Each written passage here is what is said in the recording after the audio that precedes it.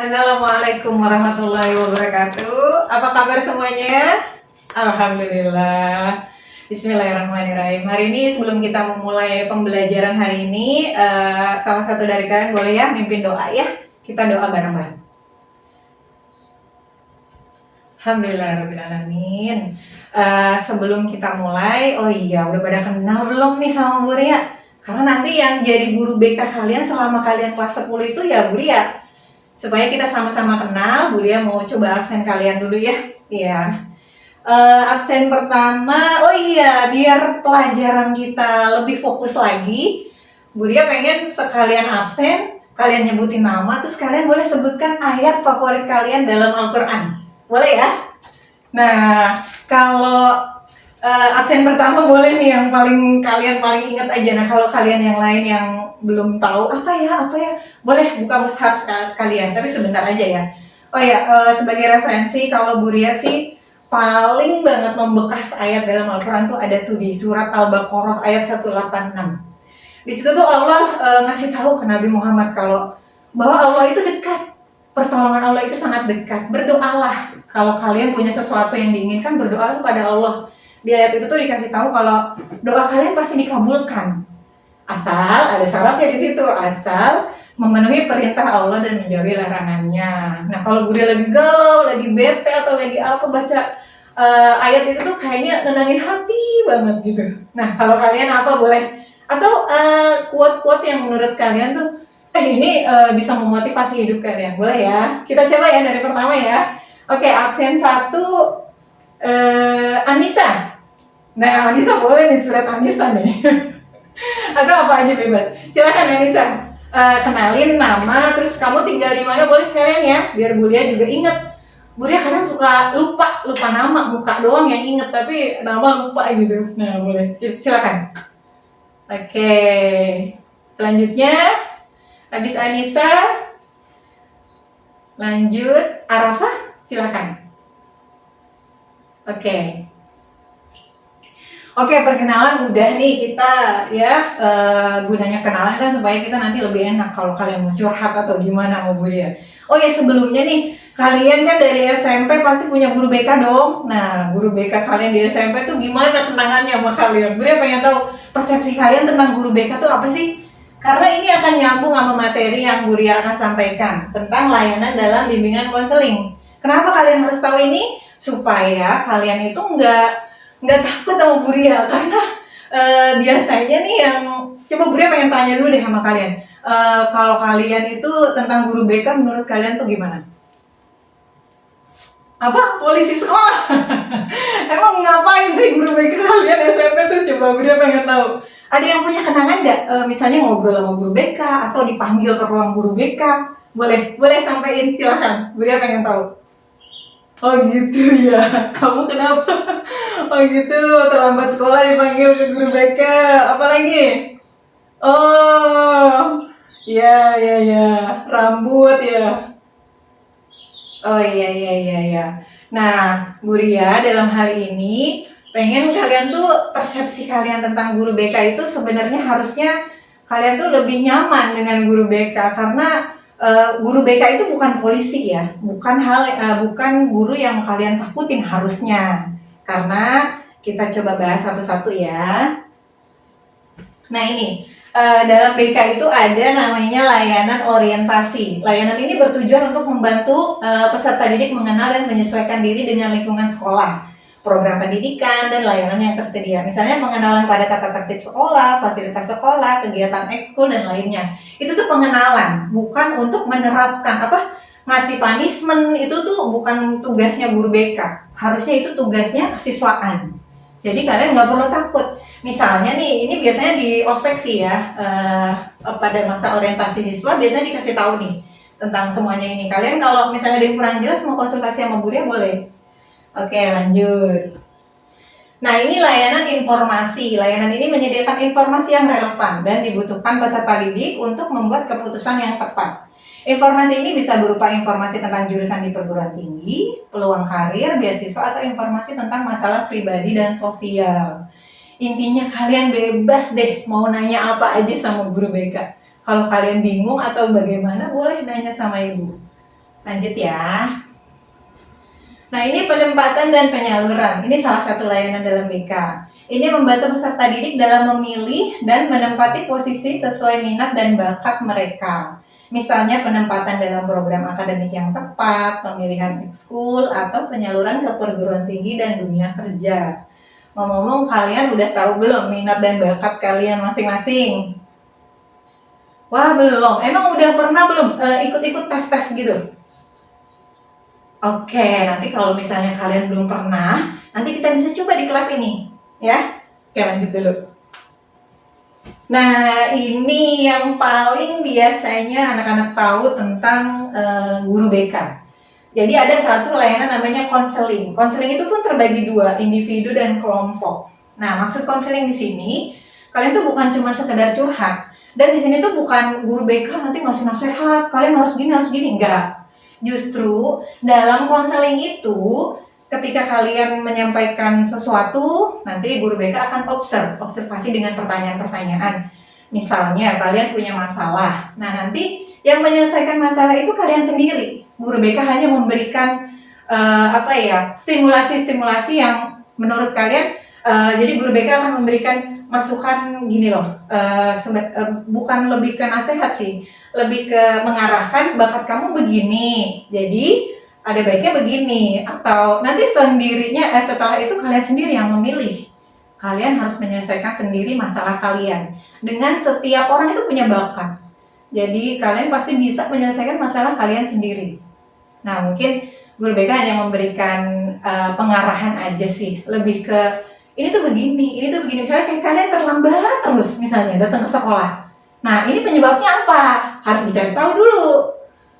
Apakah karena macet atau macet di kamar mandi? Nah, kadang begini nih, macetnya di kamar mandi, males-malesan. Belum mood misalnya, aku bangun tidur belum mood misalnya. Akhirnya di kamar mandi bisa 30 menit sendiri. Nah, ini nih, apalagi sampai bawa HP kamar mandi. Aduh, jangan ya. Nah, ini perlu dicari tahu masalah keterlambatan kalian datang ke sekolah itu karena apa. Nanti dari situ kalian bisa mengevaluasi diri kalian sendiri. Oh iya ya, ternyata karena ini ya, coba deh besok lebih baik lagi. Jadi nggak terlambat. Kalau terlambat nanti kena sanksi. Benar ya? Oke. Nah, itu individu. Nah, kalau kelompok lebih menarik lagi. Jadi kalau kelompok itu kalau konseling kelompok itu lebih sedikit peserta untuk mengikuti kegiatan konseling kelompok. Maksimal itu sekitar 6 atau 7 orang. Itu udah biar efektif. Nah, kenapa harus diadakan konseling kelompok? Itu misalnya kayak ada satu teman kalian nih, dia itu dibully di kelas misalnya. Nah, ini perlu ada konseling kelompok. Kenapa dia bisa dibully? Teman-teman yang 6 orang ini bisa membantu dia. Kira-kira apa penyebab dia dibully? Kenapa dia harus berubah misalnya? Kan pasti 6 orang ini paling tahu dengan dia dong. Nah, nanti 6 orang ini akan membantu untuk memberikan masukan kepada yang terbuli ini. Nah, guru BK hanya sebagai mediator saja. Jadi guru ya hanya mengarahkan kalian dalam konseling kelompok itu. Dan kalau konseling itu dia berlanjut, nggak cuma sekali pertemuan langsung beres gitu, enggak biasanya. Biasanya ada evaluasi, ada pertemuan lanjutan. Ya kalau misalnya emang masalahnya nggak terlalu berat, mungkin 2 atau 3 kali pertemuan saja sudah selesai gitu. Nah, ini konseling kelompok. Buria pengen banget nanti kita coba ya. Kalian ada masalah apa atau masalah belajar juga boleh. Masalah dengan guru misalnya, guru ini aku kurang ini misalnya. Nah, itu boleh ya. Lanjut. Oke, ini bimbingan kelompok. Nah, bedanya apa sama bimbingan tadi layanan konseling kelompok? Bedanya kalau konseling itu yang tadi berlanjut. Kalau bimbingan kelompok biasanya sekali udah selesai. Karena ini pesertanya juga lebih banyak kalau bimbingan kelompok. Sebenarnya kayak ini kita di kelas. Nah, ini juga sama bimbingan kelompok. Jadi kelompoknya lebih luas. Kalau yang tadi itu lebih private. Karena masalahnya mungkin yang dibahas lebih private lagi. Nah, ini layanan ini melibatkan kegiatan bimbingan dalam kelompok yang bertujuan untuk mengembangkan keterampilan sosial, komunikasi, dan kerjasama peserta didik. Kegiatan ini bisa berupa diskusi kelompok, simulasi, atau permainan peran. Nah, ini permainan peran. Rencana Ibu sih minggu depan kita akan mengadakan kegiatan ini, layanan bimbingan kelompok. Nah, kalian ada berapa orang nih di sini? Satu kelas? 30? 30 ya. 30 berarti dibagi berapa kelompok enaknya. Nah, jadi gini, minggu depan kita akan coba permainan peran. Oke? Nah, jadi permainan peran ini jadi Ibu kasih temanya adalah bullying. Nah, bullying itu luas ya. Ada cyberbullying, bener nggak? Siapa yang suka dibully di medsos? Atau ada yang tahu kejadian yang baru-baru ini tuh? Ada berapa orang, 5 atau 6 anak SMP tuh yang dia malah jadi dibully se-Indonesia. Nah, itu horor banget. Gara-gara mereka cuman di situ sih bener-bener mereka nggak punya etika dan adab sih ya. Sedih sih ngelihatnya, malah memaki-maki, bukan memaki ya, lebih ke nggak ada empatinya lah sama perjuangan kaum muslimin di Palestina ya. Nah, itu salah satu cyberbullying. Nah, di sini nanti kalian bikin kelompok masing-masing. Nanti setelah materi boleh ya kita bikin kelompok. Nah, untuk sesi permainan peran itu minggu depan, nanti ada yang jadi pembuli, ada yang jadi dibully, ada yang jadi orang-orang yang melihat tapi dia diam aja. Nah, ini termasuk pelaku bullying loh. Ketika ada teman dibully, kok dia diam aja. Nah, ini bahaya ini. Harusnya dia ya membantu lah, atau setidaknya nggak enak Bu, nanti kalau saya bantu saya ikut dibully misalnya. Nah, itu peran guru BK di situ. Nanti kalian boleh ngubungin Bu Ria atau datang langsung ke ruang BK, atau boleh WA aja sama Bu Ria. Bu, ini dibully kasihan Bu, gitu-gitu.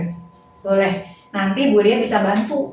Karena kalau bullying itu bisa menimbulkan trauma, bahaya. Ya, bahaya banget. Kalian SMA sekarang, bisa jadi nanti di jenjang-jenjang kalian berikutnya tuh masih kebawa itu trauma bullying. Itu kalau cyberbullying bikin malu juga. Nah, apalagi bullying yang sifatnya fisik. Oh iya, ada satu lagi bullying yang sifatnya psikologis. Jadi dia nggak dibully secara verbal, nggak dibully secara kata-kata, tapi dia dijauhin. Males main sama dia, bete. Misalnya gitu. Nah, itu namanya bullying psikologis. Nah, kalau kalian dijauhin, itu perlu ada mungkin yang tadi konseling kelompok bisa. Nanti, kenapa ya saya dijauhin? Kenapa yang tadinya pada deket gitu?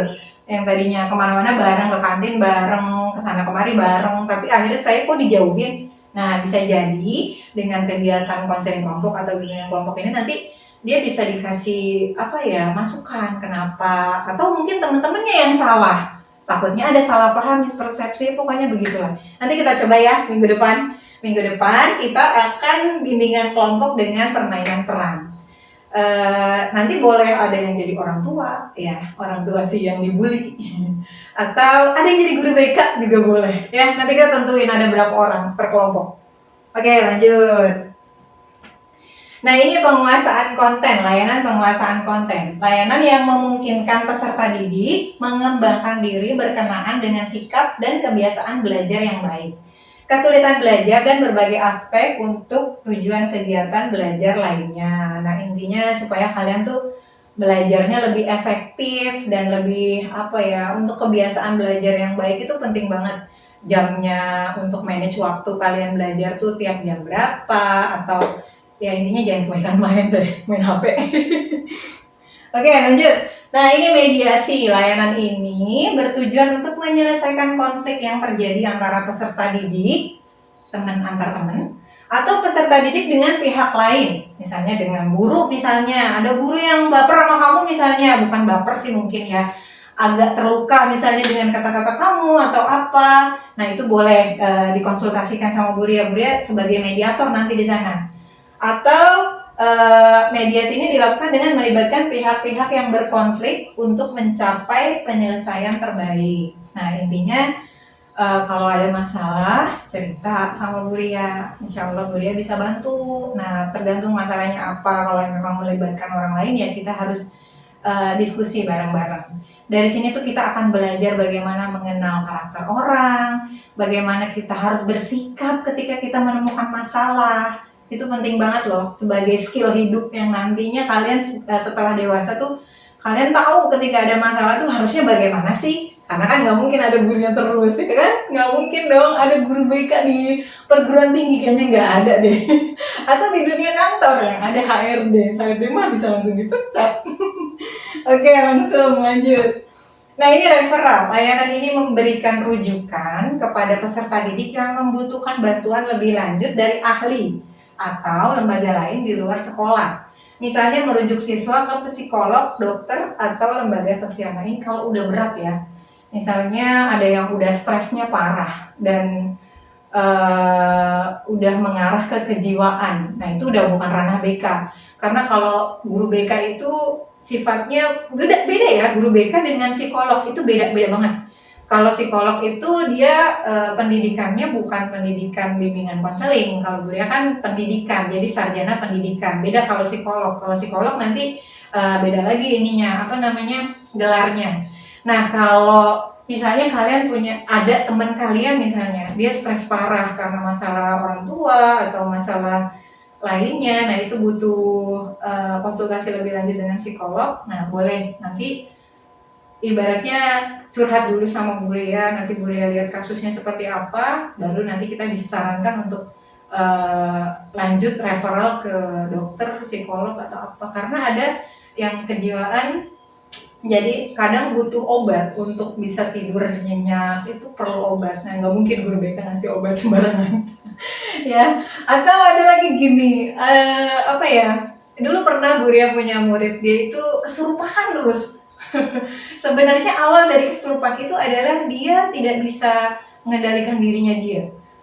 Punya masalah, terus dia juga jarang sholat, pokoknya pikirannya kosong. Nah, itu malah justru butuh seorang peruqyah, supaya dia diruqyah. Dan kalau mau diruqyah juga harus dari dirinya sendiri sadar kalau dia ini harus diruqyah nih, saya ada yang salah nih dalam diri saya. Nah, itu bisa dibantu juga nanti untuk referral, salah satu layanan referral. Oke, lanjut. Ada pertanyaan nggak? Nih Bu Ria ngebut banget nih. Boleh ya, kalau ada yang mau nanya boleh angkat tangan aja, nanti kita sharing. Jadi Bu Ria pengennya kelas kita tuh interaktif ya. Jadi bukan cuma Bu Ria doang yang ngomong, nanti Bu Ria capek sendiri. Boleh ya, silakan. Ada yang mau nanya nggak sebelum kita lanjut nih? Oke, belum ada ya, udah boleh. Kita lanjut ya. Nah, ini peminatan dan penjurusan. Layanan ini membantu peserta didik dalam memilih jurusan atau program studi yang sesuai dengan minat, bakat, dan cita-cita. Ini melibatkan tes minat dan bakat, serta lebih lanjut masuk dalam konseling karir. Nah, ini yang tadi Bu Ria bilang, kita bisa mengadakan tes di sini. Tapi memang kalau tes yang di kelas yang Bu Ria yang lakukan di sini sifatnya tidak profesional ya. Maksudnya kalau kalian mau dapet yang lebih hasil yang lebih akurat, misalnya kalian tahu Steven misalnya, kecerdasan untuk mengetahui minat dan bakat, kecerdasan masing-masing itu bisa dilihat dari sidik jari. Nah, itu lebih profesional dan berbayar. Kalau nanti di kelas dengan Bu Ria, kita coba nanti MBTI ada tuh. Nanti itu bagus juga tuh. Nanti kalian jawab pertanyaan sebanyak berapa ya, lupa Bu Ria, ada berapa pertanyaan. Nanti di situ kalian bisa memilih sesuai dengan kepribadian kalian. Nanti dia ada hasilnya di situ. Hasilnya itu kalian seorang yang bagaimana. Nanti ada rekomendasi juga pekerjaan yang sebaiknya tuh apa gitu. Lanjut ya. Nah, ini advokasi. Advokasi ini, layanan ini bertujuan untuk melindungi dan memperjuangkan hak-hak peserta didik, serta memastikan mereka mendapatkan layanan pendidikan yang adil dan berkualitas. Merasa tidak adil di sekolah, boleh curhat aja sama Bu Ria. Pokoknya apa aja dicurhatin boleh. Lanjut.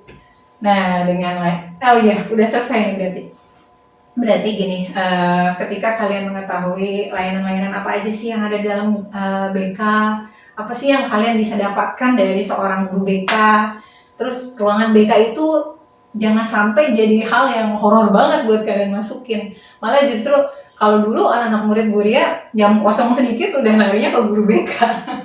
Seneng aja katanya ngobrol, ngalor ngidul. Ini biasanya bahas tentang sekolah lanjutan. Bu, kalau saya orang begini, enaknya gimana sih, kerjanya bagusnya apa? Atau tentang orang tua, pada banyak yang cerita macam-macam. Nah, dengan layanan ini, program bimbingan konseling di sekolah dapat membantu peserta didik dalam mengembangkan potensi diri, mengatasi masalah yang dihadapi, dan merencanakan masa depan yang lebih baik.